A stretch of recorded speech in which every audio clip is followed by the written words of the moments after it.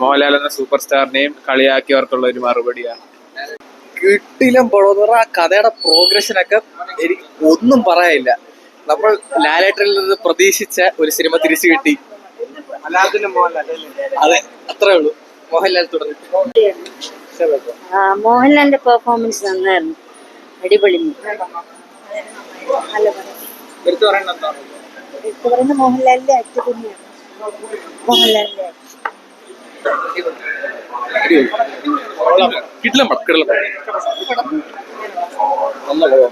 ഒന്നും പറയാനില്ല. കണ്ടിട്ട് ഇപ്പോഴും ഷോക്ക് മാറിയിട്ടില്ല. ഇമോഷണലി ഭയങ്കരമായിട്ട്, അതായത് ഈ ഒരു പടം കണ്ടു കഴിഞ്ഞാൽ എല്ലാവർക്കും മനസ്സിലാവും കേരളത്തില് അല്ലെങ്കിൽ ഇന്ത്യയിലെ തന്നെ ഏറ്റവും മികച്ച നടനാരാണെന്ന്. അതായത് ഒരു നോർമൽ സിനിമയെ വേറെ തലത്തിൽ കൊണ്ടുപോയിട്ടുണ്ട് മോഹൻലാൽ. അടിപൊളി അടിപൊളി സിനിമ, അടിപൊളി. മോഹൻലാൽ പൊളിച്ച്.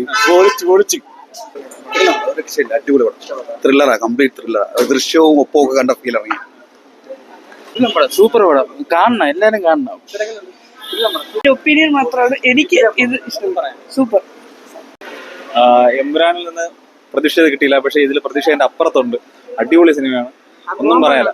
കുറെ നാളിന് ശേഷമാണ് ശരിക്കും നമ്മുടെ ലാലേട്ടൻ ഇത്രയും നല്ല രീതിയിൽ സ്ക്രീനിൽ എനിക്ക് കാണാൻ പറ്റിയത്. അതിന്റെ സാറ്റിസ്ഫാക്ഷൻ നല്ല രീതിയിലുണ്ട്, സന്തോഷമുണ്ട്. ഏതാണ് ഉറപ്പായിട്ടും പുള്ളിക്കാരിക്ക് നല്ലൊരു റോളുണ്ട്.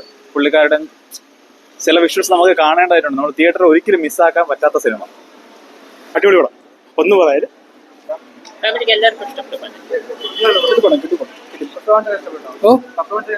ലാലേട്ടൻ അടിപൊളി, മസ്റ്റ് വാച്ച്.